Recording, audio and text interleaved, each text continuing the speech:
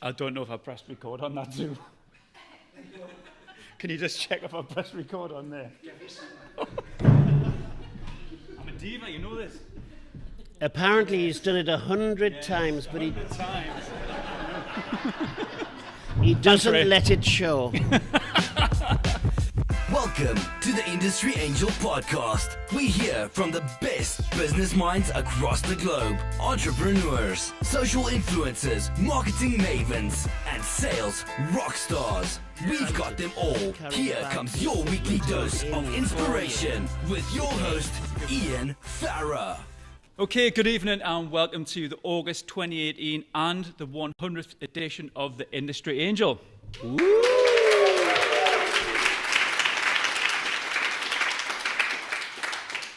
And thanks to Jen and Gren from the Invest South Tyneside team, we are under the banner of Tech Talks tonight. Now, Tech Talks, you might think, Customs House, Ray Spencer, Tech Talks, but there is technology, and we'll be talking about that later.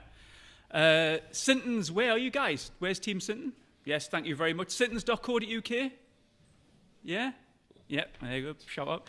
And thanks for you guys as well for giving up your night. Obviously, we're live streaming. But we really need to support things in the Northeast and attend these events. So that's my little dig at you guys to get off your bums and attend a bit more. We've got some great stuff happening in the Northeast, so thanks for your support. And if you want to use the hashtag, we've got Industry Angel Live. That's going now. So we're on Facebook, Twitter, and YouTube as well, Jen. Okay. Feel free to share it, take photographs, tag yourselves, check in at the Customs House. Just out of interest, who has not been to the Customs House before? I have 4 children. Hang your heads in shame. Exactly.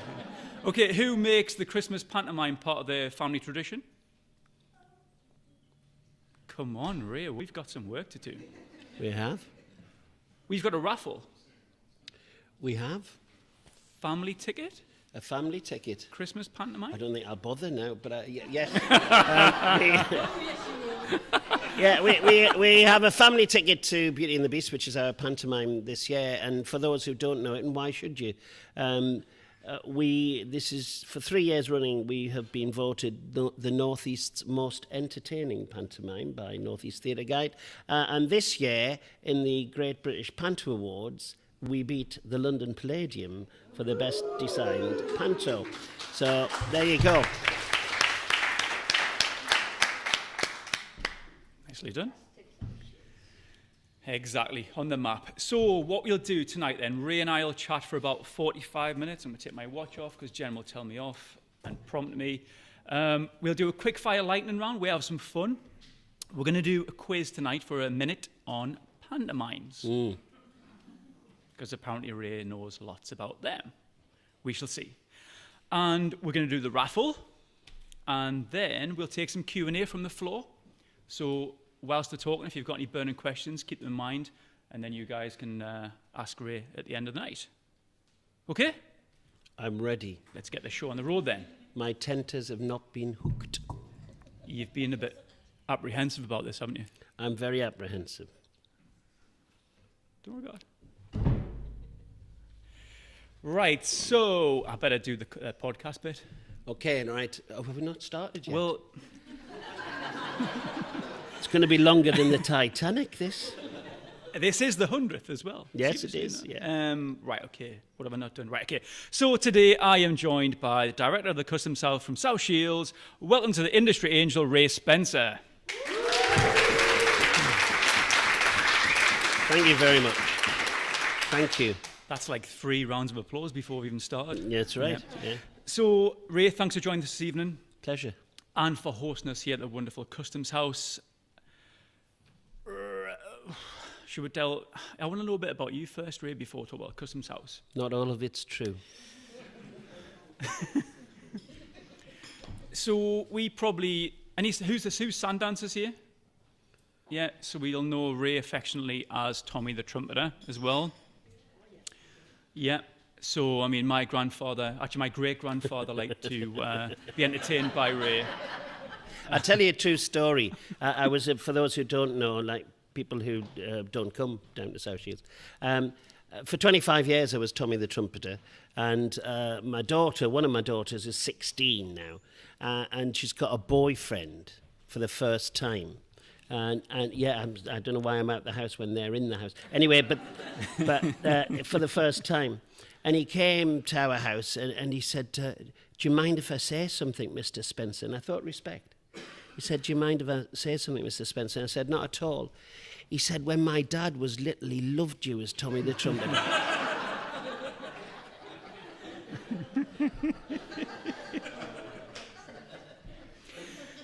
You've still got the outfit, haven't you? Actually, I haven't. They've gone into archive. Oh, really? Yeah, because one, I couldn't get it back into it, but two, somebody asked if they could be archived. One day when I die, they might put them on display or something. I don't know. That just reminded me, last time I met you, we were at some business awards at Temple Park, and I said, let's do this. And you said, yeah, it sounds good. And I said, can we do it in frocks? Like Dame. Mm-hmm. And you knocked us back, yeah? Yeah, because it's a difficult thing, you know, because when you meet business people like we are now, they perceive you in the way they see you. So if the time they met you was in a frock, then at a later date, when you say, can I have a word with you about the thing, who is that person? I know who that person is. They spend 7 weeks of the year dressed as a woman, which I do, because I'm now Dame in the pantomime here. So, yeah. So I thought, no, I'll be respectful to these people. I very nearly wore a dress, just out of pure what respect you for you. What you do in your spare time's up to you, Ian. Yeah. Really. So let's take it back then. Before Tommy the Trumpeter, okay, we mentioned that you did 25 years, Ray? As Tommy, yeah. MBE? Yeah. I don't know how that happened either, but yes, right. I've got an MBE, yeah. Mm-hmm. Yeah. For arts? Yeah. To the region? Yeah. For the Northeast? I think there's a round of applause in there, surely, isn't there? Yeah.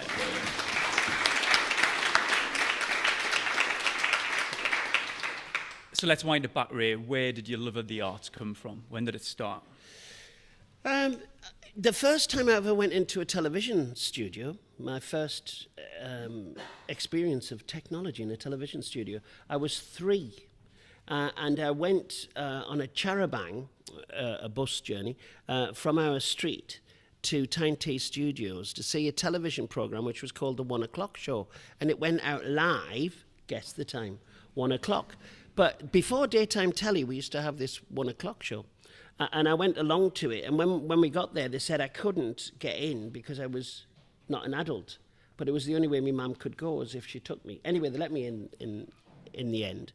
And there's a shot of me sitting on the stairs. The world was a different place then. You've got to remember this was 1960.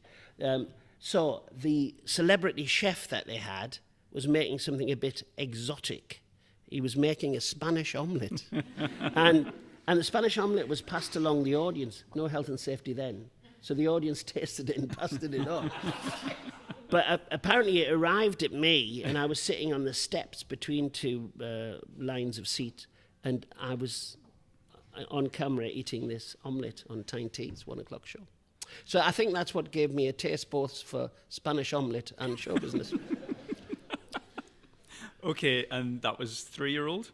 I was 3 years old, and the first thing I did probably was nativity in infants. And then what made me think I could do it professionally, I was actually training to be an accountant. And I know, and it's unbelievable. It's been very useful, though. And I was 22, and I did a show with Alan Price, the musician, called HMS Kelly, which was about a ship built on the Tyne. And it was on BBC One, BBC Two. But the people who were working on it said, what's your next job? And I said, I'm going back to the hospital where I'm trained to be an accountant. And I said, oh, you should be doing this. Now, my dad worked as a corker burner in the yard behind me here for 42 years. And my dad was disappointed that at 15, I said I didn't want an apprenticeship. Thank you very much. He was really shocked because he said to me it was a job for life. I would have been unemployed for many decades by now. And so he was all right when I went off to be an accountant. But when I said at 22, do you know what, Dad? I'm going to give up being an accountant and I'm going to train to be an actor. Now, for a man who had lived by his own sweat and guile for all those years, it was a bit of a shock to have a son who wanted to be an actor, but it's what I wanted to do, so I went off to do that. And through various routes, I ended up here. You can't be skipping the various routes. I remember me, well, I can't tell you that story. Anyway, so I did my degree, and then I had a chance to move out of the region, and I didn't. And then I was a jobbing actor for a little bit. And then I used my acting skills to sell videotapes. Another bit of technology in my life. And the best people who bought videotapes were miners, because they worked funny shifts, and they had the money to buy the video machines. And I used to drive down to London and sort of buy a shed load of Superman 3s, put them in the back of the boot, drive back.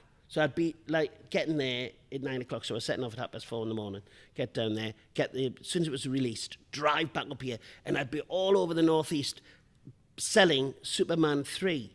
Now, this was in 1983-4 time. 1983-4. A videotape was £54 ex-VAT. And you were flogging it, and then they were renting it out all over the place.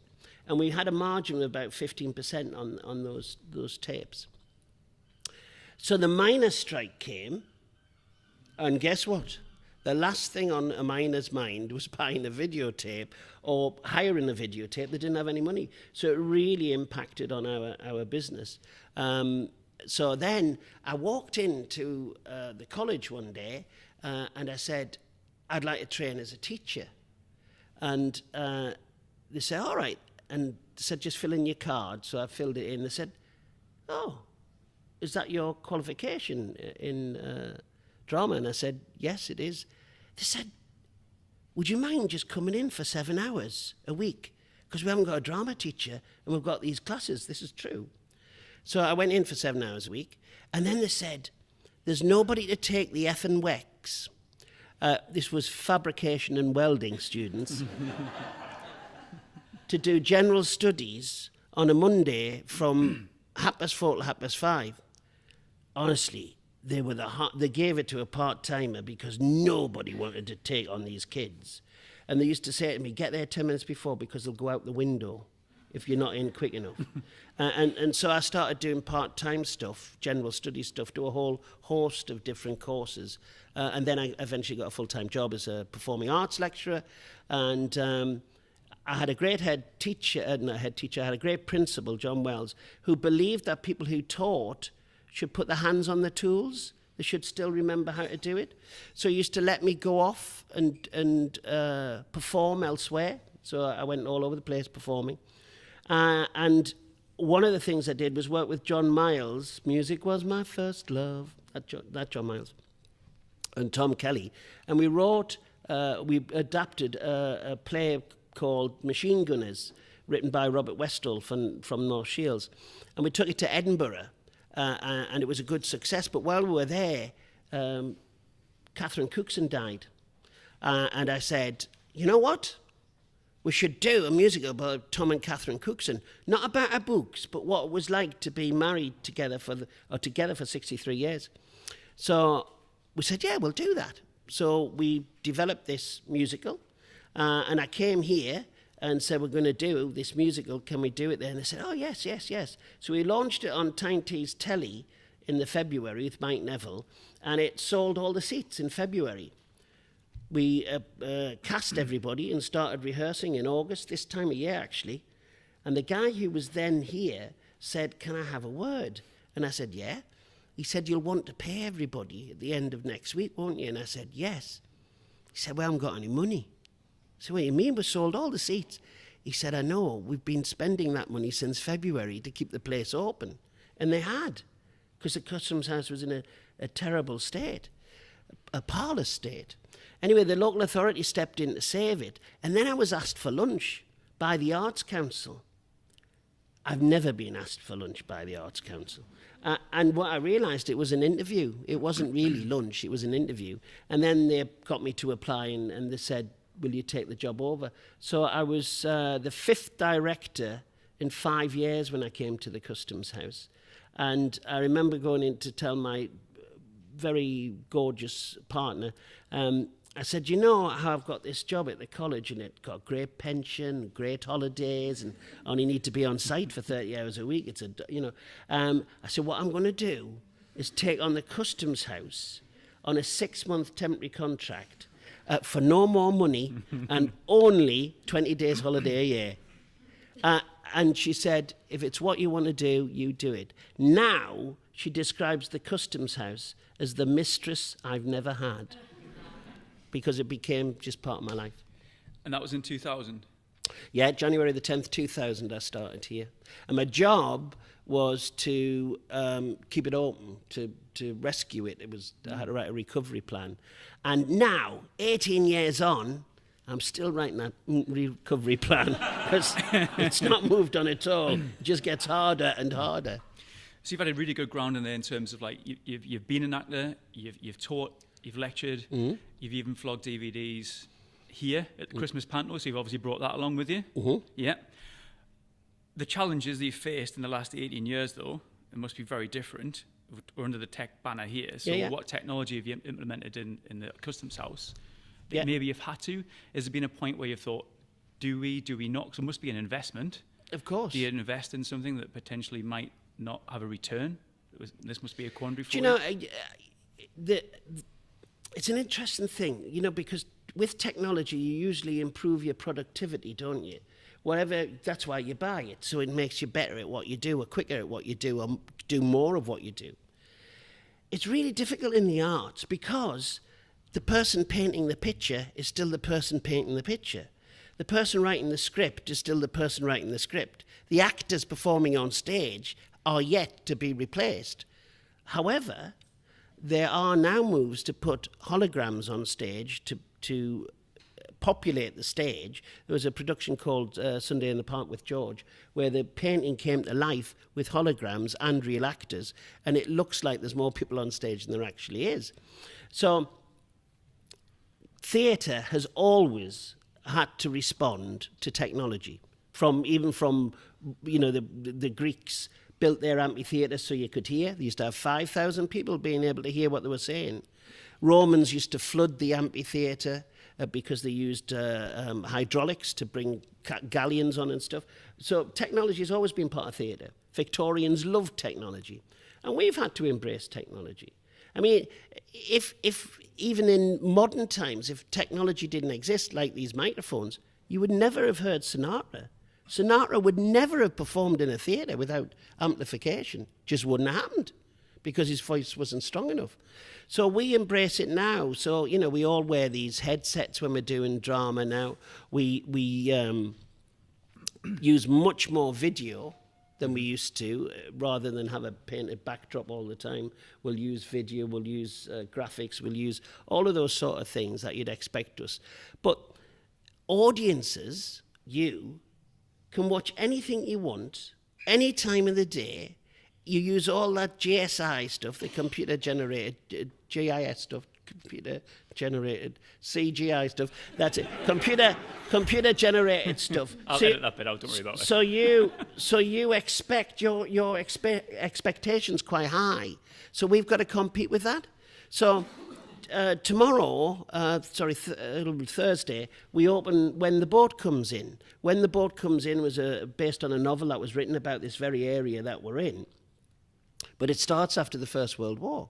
And so we've spent a lot of money and a lot of time doing surround sound soundscape, so you can hear what the actors are talking about. Not hear the actors, but what it sort of sets the mood for you. So in Psycho, in the film Psycho, when they go, you get all excited that she's going to be stabbed. Well, now soundscape round theatre is really important for pointing the audience to the emotion that the director wants them to have. So that's a massive part of it. All of our lights now are intelligent lighting. Yeah, so many times before you'd say, "Oh, that red one, can you make it blue?" Yeah, I'll just get the ladders out and I'll just go up there and I'll change it and I'll go back up and put the red one in. And the time Now you say, can you make that red one blue? And they go, yeah. And it's done instantly. And a lot of the people who visit theatres, touring companies, will now arrive with what is in effect a stick and plug it into the industry standard lighting board, and the lights go, right, we're ready. It's changed dramatically, that sort of turnover time. But what you can't, our biggest cost, as in most businesses, is the bloody actors. And the sooner we get robotics, the better for me. Just out of personal interest for me, being an audiophile, everything's got to be sounding correct. Digitally now, you've got digital sound, you've got digital lights. Was it better? Was the lighting better with the old lights and the old bulbs, though? There's a massive debate. She's been researching. There's a massive debate in the industry because LED is such a sharp light. It's such a strong light. They've actually asked for an exemption to still have the old style lights, the old style lighting, because it's a warmer, gentler light for theatre. And indeed, the lighting designer that we've got has brought in some old lights. I love the new lights because they're much more energy efficient and reduce our costs massive. Because, we work in big black rooms, don't we? Theatres, big black rooms that cost a load to heat and light. They're hopeless. So the thought of having cheaper lights was brilliant. But it's not worked for the lighting designer. He doesn't like it. He has to put the old ones on. And I said, well, why? If you want to go wild, get a limelight.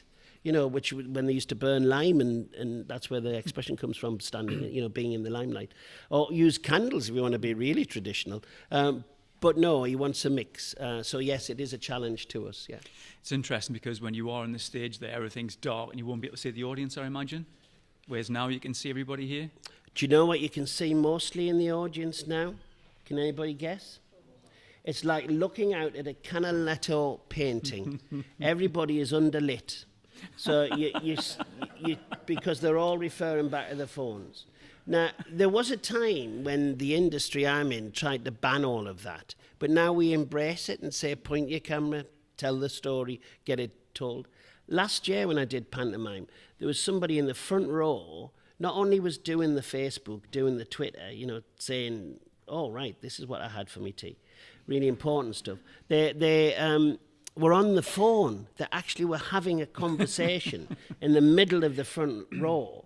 And I'm fairly tolerant of most things, but I wasn't on this occasion. So I went down in the front row and asked who was on the phone. Well, I told the audience all to be quiet because we're going to have this conversation with this girl.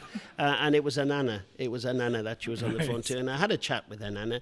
And then we got on with the show. But technology is with us all the time, isn't it? Yeah. We used to try and control it. And for theatres, often, we have to control it for safeguarding purposes. We have a lot of young kids perform on our stage, and we're not allowed to have people take images, but try and stop it. Try and stop it now. And spoiler alerts. Spoiler alerts too. Well, particularly if you have a big... like the Panto, for instance. Yeah, like the big reveal or the beanstalk going up or the giant's head or Are the you dressed like giant's Princess hand. Leia? Or me dressed like Princess Leia, yes. One of my favourites. Yes, yes, well... I can't blame you there. And... so yeah, it sometimes does crush it, but really there's a primeval, thank God, there's a primeval need for human beings to enjoy things together and respond together, and that's what brings people to theatre. It's not that they can't see the same stories on telly. It's not that they can't listen on radio or watch it anytime, 24 hours. It's about the coming together and sharing that experience and sharing that applause. And I think that's why we'll survive, because so much of our world is so insular now. And I think, Mamma Mia, you don't need to...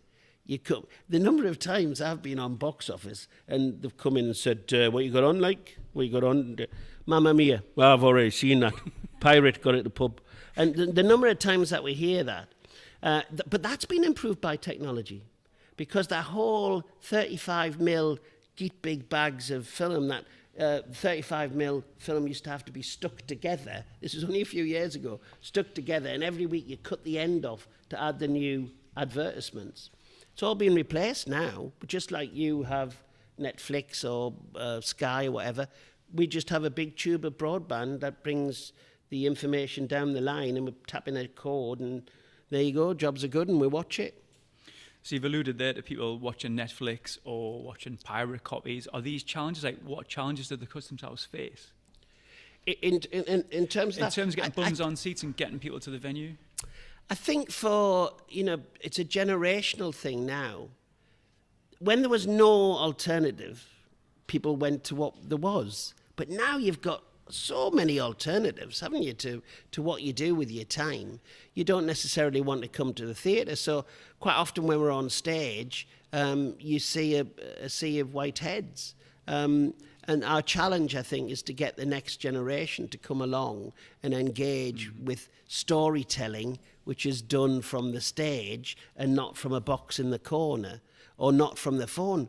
I mean, at home we have these two big televisions in different parts of the house, and yet my daughter insists on watching everything on a smartphone, because it's hers. So I don't know, there is a challenge to us, but I do believe that there will always be a need for people to attend events. Mm-hmm, mm-hmm. So thinking about those events, is there anything that sticks out in your mind over the last 18 years that you've been here that really you're proud of, or a really great memory for you?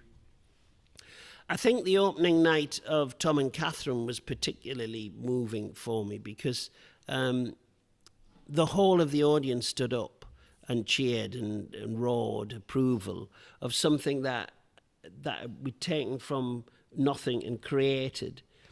And that's not changed for me, really. I love to tell stories about our region, so about our area in particular. So when we've told the story of the Duke in the Cupboard, about the guy who stole the portrait of Duke of Wellington and brought it back to the Northeast and hid it in the cupboard because he ransomed it off to get free television licenses for the old people who'd fought in the war. You think I'm joking? That is a true story, and it happened in Benwell. And look at the first James Bond movie references it. Anyway, or the story about Kirkpatrick, the guy who was the man and the donkey, or the riots that we had outside here in the 1930s. I love telling those stories. And so when the boat comes in that we've got this week, I hope it's going to be really significant because the themes in it are universal. And it is so special to have a world premiere, to buy the rights for the book and then bring it to the stage and see how people react to it. And I think it'll be really special when they see it. I've seen it in rehearsal, and I'm really keen to see it. So whenever we bring anything that's new, I love. But special, really special to me, when I was little, I used to see things in little books, and some were colour and some weren't. Can you remember those days when everything wasn't colourful and books were books? And then I went to the Louvre and saw what a Delacroix was and a El Greco was, and I went, oh my God, they're amazing. I really got excited. The rest of my life, I've tried to make other people get that buzz from doing art. So last week I went to Edinburgh, and I went to see a lad who was from Gorse Avenue. If anybody doesn't know Gorse Avenue, it's the Nook. If anybody doesn't know the Nook's like a quaint little fishing village at the north. It's where Jason Cook described the place you can get any gear you want, and he wasn't talking about clothes. Anyway, so it was quite a tough thing. And I worked with that lad who school hadn't served him well. This is many years ago. And we got him to go to drama school and things by raising money and took him from the Nook. And last week I went to Edinburgh Festival, and there he was with his own production company. He'd written the play, he'd directed the play. It is getting great reviews, and he started at the Nook and Shields. And I'd like to think that part of where he's got to was his journey here, both Customs House and the college before that.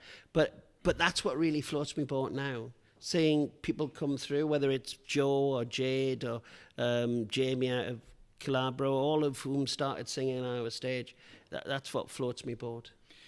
There's a community feel to this, and you've got a community here, Ray, you've got a business community here. So what can we do? You're smiling there. What can we do as a business community to help the Customs House? Do you know, I mean, the easiest answer is money. So I'm just going to say money. No, the truth is that if you want to do something that's a bit different, like we've got Nigel Begg, right? Nigel Begg from Aspire Solutions. You might know Nigel. He's going to appear on our pantomime, right? He's going to appear on his pantomime because the staff want him to, right? They want to humiliate him. They want us to. So he'll appear for 5 minutes, and they'll all hoop and holler. You know what I mean? But it's a unique thing. It'll be fantastic for those staff, and we've done it with Northumbria Water in the past. So it's a different way for you to get involved. I mean, it's easy. We've got loads of ways for people to support us financially. But also, you know, this is a canny room, has a free car park, it's next to the river, it's got a nice park outside.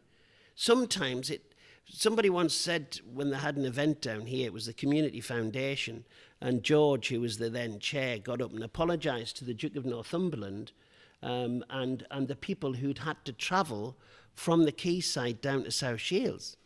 And then they asked me to speak, and I said, I just want to remind to the people from the quayside, Gateshead, Newcastle, that it's the same distance from Gateshead, Newcastle to where we are as it is from everywhere else in the northeast to where you are. And I think that sometimes we should spread the love a bit. That's why I was so keen that you came here tonight, so we could say, look, have you seen our space? You know, we've got another space over there, and we've got a 400-seater space over there. It would be good if people just considered us sometimes to hold events, not massive events. And it'd be good if you considered, you know, how we could, you can get involved with some of the work we do with the 25,000 young people that we work with. So that's what I'd like to see, just being considered. Mm-hmm. You mentioned the space there. Have you got 71 spaces for us to star in pantomime as well as Nigel? Well, we're on last year we did 74 performances, so right, okay. I would still have 3 spare. Right, okay. Yeah, and I think it's, I'm going to see how it goes, but it might be a bit of a spinner. Nigel's doing it for the Chloe and Liam Together Forever Trust. Yeah. He bid for it, and the money's going to that. But there is room. Excellent stuff, right? I'll get the dress out. So what does the future hold, Ray? You've mentioned a few things there, the Tom and Catherine thing, really close to your heart, good memories. What about going forward then? What would you like to do that you haven't done already? Retire. Okay. It's a real quest of mine. Unfortunately, working in the arts, there's no final salary pension. I made the wrong choice. Anyway, but I have a great time here. I would really love to leave the Customs House in a situation where I say, you know what, it's all right now. I can, you could say I've failed for the last 18 years because we're no further forward. But I'd love to think it's secure because, you know, for those who live in South Tyneside, if you remove the Customs House, I think there'd be quite a hole in, you know, the Primary Music Festival, the Primary Dance Festival, or the Community Choir, or the ukulele groups. Magic. Or the Magic Festival, or all of the things that happen here, all of the laughs and giggles and sing-alongs that we do, where do you see that getting replaced? So it's important, I think, that something is here, and that would be what I'd like to achieve before I go. Just give us a little bit of a buffer, because every year we get less and less publicly funded support. It's just the way of the world. So we have to generate more money, and we just need a little bit of a buffer because we're 150 years old, the building. So everything costs a lot when it goes wrong. But the institution is 25 years old next year, and we're going to have a big push trying to get... I'm looking for 250 people to give me £1,000, and not me personally, the organisation. But we are having again, isn't it? But we are having other schemes as well. But that's my holy grail is to raise $250,000, and then I can look to leaving. Can I drill into that a little bit? How are you going to do that? Well, I've thought of being a drugs mule. Right. I think there are some people who will be happy to do that. Okay. There'll be other opportunities for the kid who comes to the pantomime. We call ourselves the Little Pantomime with the Big Heart. Every year we raise money for charity while we're doing the pantomime. This year we'll be launching our Heart Appeal, when you'll give the house, put the heart back in the house, Customs House. So people will be able to invest in that. A bit like Great North Museum, if anybody's been there. You know, you can buy a butterfly and put your name on it. Well, you'll be able to buy a heart, and we'll be putting those up on the wall. Like So, a brick at the Stadium of Light. like a brick at the Stadium of Light, yes. Very much like a brick at the... Could I get a brick here if it's 250-year-old? Would you mind if I took a chisel and just put my name on the side of the wall? If you gave me the 250,000, you could, yeah. It's a deal. Right, so is there anything I haven't asked you that you want to get out before I humiliate you with a pantomime quiz? I don't think so. I apologise for all of those who thought I was a technical leader, because I'm clearly not technology leader. But no, I'm just pleased that people are here and Yeah, have stayed. likewise. Well, it's going out live, so if they get up, everyone will see. Live in China. Live in China, yeah. That's the camera there, yeah. Okay, Ray. They're up early. It's a big catch. Yeah. This is the bit. Yeah, We've this all is where been you waiting for. humiliate your guest. It Yeah. is indeed. Paul, have you got the horn? And what? I don't want to ask that.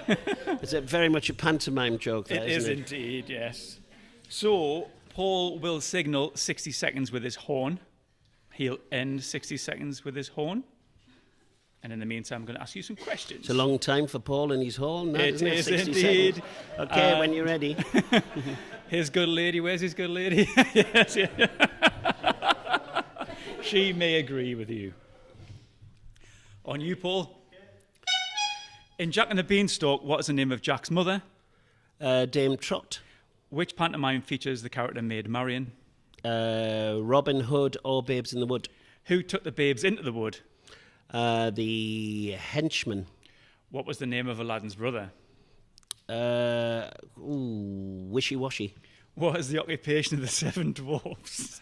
Miners. Which character marries Alice Fitzwarren? Dick Whittington. Well done. What is my favourite panto? The Lambton Worm. Nope. Does the fairy godmother come on stage right or left? Do you mean stage right or Stage stage right or left? stage left? She comes on stage right. She does indeed. What is the name of the father of Cinderella and the Ugly Sisters? Baron Stonybroke. The last lines of a pantomime have two traditions associated with them. Name either. One, they're always rhyming, and two, you only ever do them at the dress rehearsal. Well done. Wowzers. Yeah.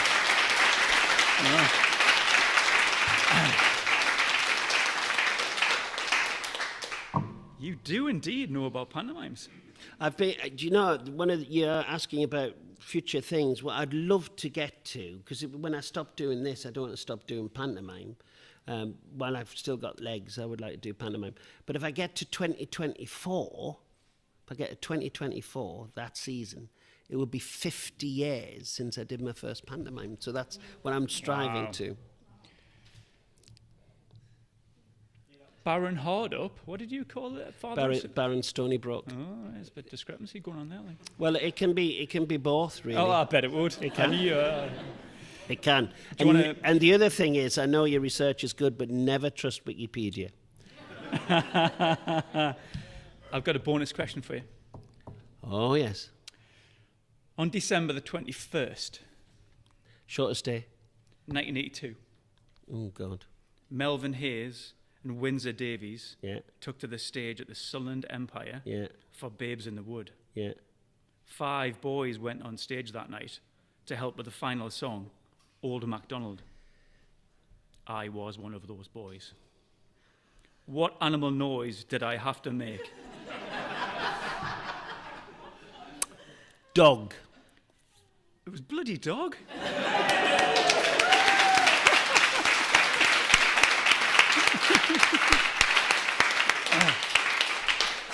I actually made the noise of a pig. and stopped the whole pantomime and had the wrath of Windsor Davies. How did you know that? Were you there? Did I? How do you know I was a dog? Well, do you know, children are not very inventive, and it was either going to be pig, dog, sheep, cow, or something else, horse. And I thought, Dog. I look like a dog kind of guy. Dog. Thanks very much. Right, what we'll do then, we'll take some questions and answers from the floor. I think we've got time for about 3 questions. And I'm going to pull this. You'll have to shout, okay, so this microphone can hear. Can we have some hands, please? Give us a question for Ray. Okay, I see one over here. Ray, with your long history on the stage and all this technology around, have you actually calculated how many times you've tread the balls? I haven't actually, and it would probably be a lot less than I don't know. I've no idea. I've honestly no idea. But I would think it's thousands. It's got to be thousands of times just by longevity. If I do 70 every year, and I've been doing it for so many years, and I did 200 and odd Tommy parties, and I've done plays and stuff, it's got to be thousands. So your thousands really trumps my 100 podcast, isn't it, really? Not really, because you play to 100. You play to 100 countries, allegedly. So Lee's going to make me repeat this question. So Nev, nice and succinct, my friend. Well, it's like a huge question. Is it? It's a 4-parter. Okay, I'll try and... I'm just wondered, with technology, you talked about your daughter with the smartphone in front of her and attention spans. Have you had to change any of the content to match that short attention span, that instant gratification that they all get? So are you changing content to match what people are doing, or we just do what you've always done? Are you Hold on. It's all right. Are you changing content, Ray? I've always been premature. That's why I've got 4 kids. To adjust with shorter attention spans, are you changing content? It is much more whizzy than it used to be. It's much more punchy. But the real challenge now when doing pantomime is cultural references. Cultural references, what you can say and how you can say has changed dramatically. But also what people watch. So when I started doing pantomime, you could mention Coronation Street or a character at Coronation Street, and half the audience would know, and the other half you'd mention EastEnders, and they would know. Now, there is so many things people watch, it's really difficult to get a cultural reference that makes the majority of the audience laugh. And mostly, I reference commercials now, or politicians, or the royal family. But things, you've got to really choose something iconic, not a reference to, I don't know what's on TV now because I don't watch it, but Emmerdale, let's say. Love Island. See, Love Island might work. They might work because a lot of people watch it. Only 2 million. 2 million's not a lot, though, is it? It's definitely not for my podcast, right? No, it's not. Well, if China's watching it. Any other questions for Ray? Yes. When you were Tommy the Trumpeter in a past life, you made a tape, and I drove all the way to Spain and listened to it over and over again because that's the only thing that kept the kids quiet. Unfortunately, I've now lost that tape. With technology, can I download? I think I've still Can got... we download the Tommy the Trumpeter tape? I think I've probably still got 500 copies of it left. In the back of your car? Yeah, it was one of those things. I think it might be on YouTube. I think it might be. I haven't put it on, but it might be. But there's still some CDs around of DVDs of the show. Yeah, there used to be. I'll tell you a funny story. I've got time to tell a You've story. got time? It better be funny, though. Well, it's not very funny. We haven't got time, then. People have different opinions of that tape. I've heard children say, "We've lost the tape," and the dad go, "Right, they've lost the tape."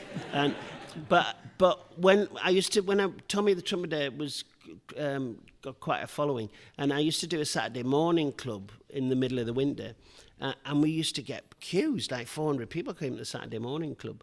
And I came down one day, I was walking down the bank, and there was a father, there was a big queue waiting to get in. This is true. And the father was walking up the bank, you know, one of the Saturday dads, that's when you've got the kids.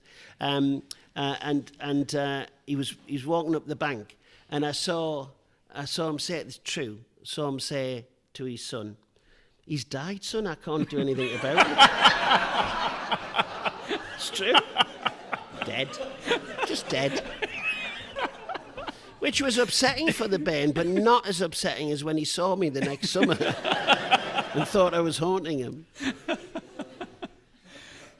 Is there any more questions for you? We can squeeze a couple more and go on. Yes? My youngest daughter's going off to London shortly to study applied theatre and performance. Have you got any wisdom for her? Yeah, stay as an accountant, because you'll get more money. About wisdom about going to theatre school. My daughter, who's now 24, she is an actress and a singer, and she had the dream of being a star. In fact, she's been in the movies, she's been on TV, played on Radio 1, all of those things. But the thing that made her most money this year was being Luigi from the Mario Brothers around McDonald's restaurants for 31 consecutive days around the country, cooking inside this costume. So I think the reality is that every year, somebody told me a figure the other day, we produce 10,000 professional dancers every year in this country. 10,000 professional dancers, qualified dancers. There are approximately 3,000 jobs for dancers every year. But every year we're producing another 10,000. And it's very much in the acting game as well. There's a lot more, you know, theme parks and commercials and the proliferation of channels. There's a lot more work out there, but the money's less. I'll tell you, have I got time? Go for your life. I'm going to drop two names here, but it's not because of drop the names, it's to give you an example of how bad the business is now. Tim Healy did his video here, you know, DVD to sell. And he was here with Denise, they were still together then. And I was talking about the business in general. And Tim said it's completely messed up. And I said, what do you mean? And he said, 30 years ago, when I was in Alvida St. Pet, as an unknown on ITV, completely unknown, now, 30 years ahead, I'm a name. I'm appearing in Coronation Street because he was at the time. He said, I'm on the same money. Not, you know, proportionally more because of inflation. Exactly the same money as a name. And Denise was saying, and worse than that now, back in those days, you only needed to do one program. If you watch television now, how many times you see the same actors in a whole load of shows? They only used to have to do one program because they made so much money. 6 weeks doing Dad's Army, jobs are good. But not now. So Denise was saying you turn up now to be the driver, the taxi driver, and there's 4 household names all trying to get the same job because the business is so bad. They need the money, they need to work. I think that's, you know, it's not telling you that it's going to be brilliant, but it's a tough business. I would agree with that. Yeah. My daughter, when she was played on Radio 1, I thought she was going to be me pension, but nope, didn't happen. Good stuff. Let's do a raffle. Oh, good. Go on then, last question. Yes, it's not a question, quite a Okay. question. Cultural Diversity Day, how about doing some Bollywood in your pantomime? We've got Afnan Prince this year in our pantomime. Afnan's been in 2, 3, 4 times, I think. I think there's no reason we shouldn't do a bit of Bollywood. Well, you see, it'd be lovely for you to pop on and do it, but would you pop on and do it 74 times? and would you pop on and do it at 10 o'clock in the morning, 1 o'clock in the afternoon, and then do it all again at 6:30? And, you know, through the cold and the the illnesses and stuff, that's the real challenge. It's everybody comes and says, isn't it great? Yeah, get up with flu and no, you have to do 3 shows that day. Can I tell another quick story? Honestly, this is a funny story to finish with, though, about the difference of working. We had an opera singer join us in pantomime when we did Alice in Wonderland, playing the Queen of Hearts.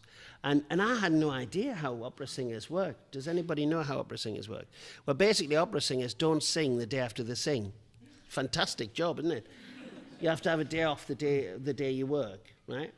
And I rang this opera singer, so I don't tell you who it is, but I rang the agent and said, how much is it to have it?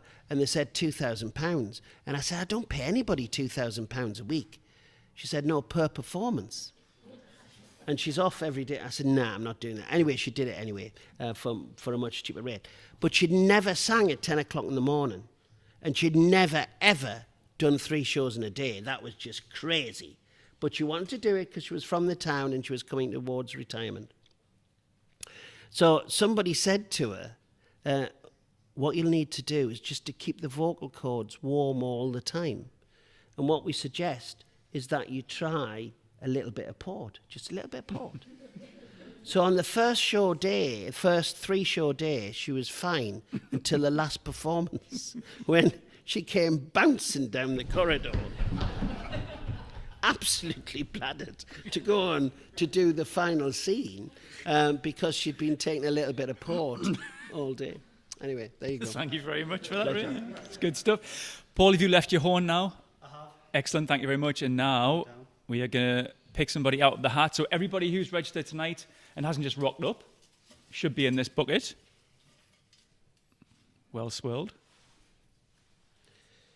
Do you want to read that or do you want me to read it? Yeah, you read that one. And the winner is Andrew Purvis. Haha. Now, Andrew Purvis is in Spain. If you're watching... But if you believe his publicity, he's right behind that camera now. Pick again. Pick again. Sorry, Andrew. Yeah? Going well. You've got to be in the room. Got to be in the room to win it. Okay, this is... Oh, well, there you go. It is Duncan Yellowlees. Duncan? Duncan is in Edinburgh.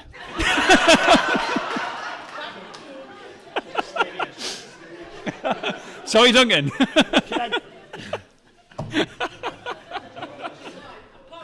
He isn't. Ray Spencer. Well, I know he's here.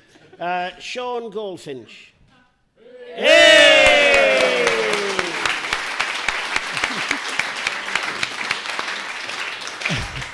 I have an envelope with the prize. Did I give it to you? You did I not. must have left it on my desk, but I'll give it to you before. What's inside it, Ray? It's a family ticket to Beauty and the Beast for the 1st of December. And it couldn't go to a nicer organisation because Goldfinch help us enormously. And we were talking about money before, sorry, but they do. It's a different Goldfinch. Goldfinch estate agents help us enormously. What they do is everybody who moves into the town gets a welcome pack. But in the welcome pack is come and use the customs house. Dead simple, costs them now, but they're helping us. So you might all have similar ideas, like take your brochure and spread it around. We've got loads of editing now to do. Has the hour arrived yet? Yeah, we're doing. Look at that, bang on. What's happening? Oh, that's fine. I want to relax, man. I've done an hour. You paid us for the hour. That's it. The hour's up. It's done. He gets paid? Does anybody have a burning question for Ray? No? Great. Right. So listen, before we do that, we've got to thank Ray. That was amazing. Some real good stories here, so thank you very much, Ray. Thank you very much.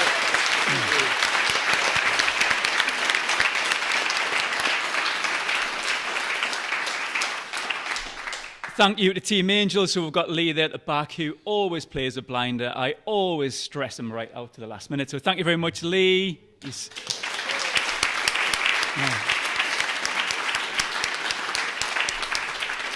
Our photographer, Gavin G. Force Foster at the back there. And of course, Paul and his horn.